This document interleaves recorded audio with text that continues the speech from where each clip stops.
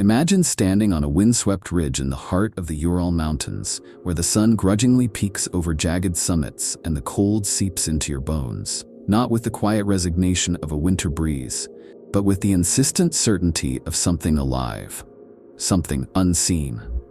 It was on this forbidding slope, in the dead of winter 1959, that 9 young explorers, skilled, passionate, and driven by curiosity, vanished into the snow, leaving behind a scene so baffling, so profoundly disturbing, that it has haunted investigators, writers, and adventurers for more than 60 years. What could drive experienced hikers to slash open their own tent from the inside, to flee barefoot into subzero darkness? How could some of them suffer catastrophic internal injuries without a single bruise, or emerge days later with tongues and eyes mysteriously gone? And why, decades afterwards, are new documents, fresh scientific models, and echoes of other unexplained deaths in the region compelling us to question everything we thought we knew about that night on Dyatlov Pass? Today, we trace the complete timeline of this tragedy, navigate the spectrum of theories, from catastrophic avalanches to covert KGB operations, examine the latest scientific reconstructions, and explore unsettling links to other strange fatalities in the same frozen wilderness. Because it seems that the Dyatlov Pass Incident has never truly ended. The journey began on January 27, 1959, when a group of 10 students and graduates from the Ural Polytechnic Institute set out from Ekaterinburg to tackle a challenging winter route toward Ural Mountain. Among them was Igor Dyatlov, a 23-year-old whose leadership and calm demeanor inspired confidence. A few days in, one member fell ill and turned back, an early twist of fate that left 9 to continue. They sent cheerful telegrams home, their last on February 1st reporting no problems. They pitched their tent on the slopes of Kholat Syakhl, the mountain of the dead, choosing a gentle angle for sleeping, but perhaps ignoring subtle warnings of shifting snow. When their scheduled return on February 12th came and went without word, search parties set out. It took nearly a week before anyone reached the site, where they encountered the first chilling clue. The tent, not torn open by storm or avalanche, but slashed from the inside, its occupants gone. Footprints led down the slope into dense forest, barefoot, even sockless, disappearing into the white void. Searchers found 2 bodies near a small cedar tree, huddled and covered only by fragments of clothing. They died of hypothermia, yet had left the relative shelter of their tent as if chased by something worse than cold. It would be days before the remaining bodies emerged, some buried in snowdrifts, others in a ravine nearly a kilometer away.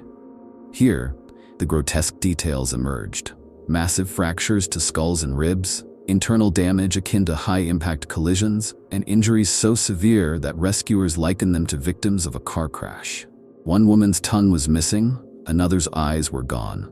Their clothes registered low levels of radiation, a fact that Soviet officials would later classify. By February 26th, the official inquiry concluded, offering nothing more conclusive than a compelling natural force as the cause. But the question that remains is simple: what or who drove 9 seasoned hikers to abandon their shelter, suffer unfathomable injuries, and leave so many mysteries unsolved? Over the decades, theories have proliferated, each seeking to fill the chilling gaps in the record. The most conventional posits a slab avalanche, a sheet of snow suddenly releasing, striking the tent, and forcing the hikers to escape on foot. In this view, the crushing injuries come from snow blocks collapsing on their way downhill, and their frantic flight explains the lack of footwear. Yet critics of the avalanche theory point out that the slope wasn't steep enough for such a slide.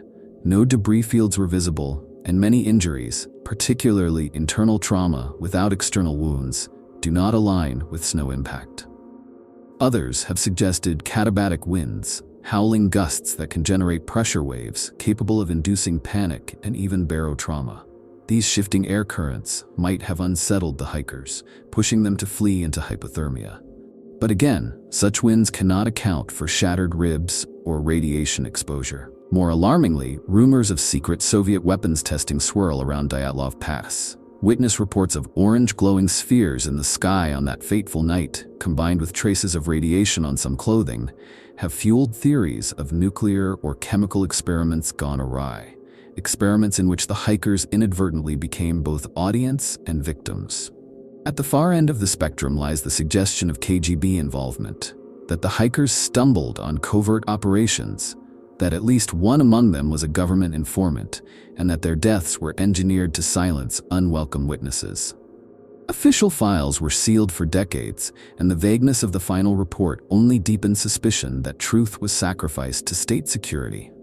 In January 2021, more than 6 decades after the tragedy, a fresh theory emerged from an unlikely source.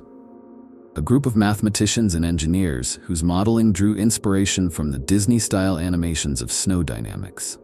Their simulations demonstrated a rare form of soft slab avalanche that can occur on a gentle slope, initiating under precise wind-packed snow conditions and traveling without the chaotic debris field we typically associate with avalanches. According to their computer reconstructions, a shallow slab could collapse, produce enough force to injure the hiker's internal organs, and prompt a panicked escape, only to leave minimal surface evidence. In this scenario, some hikers collapse under subzero exposure, others wander toward the tree line, and the tent remains largely intact, explaining many of the primary observations.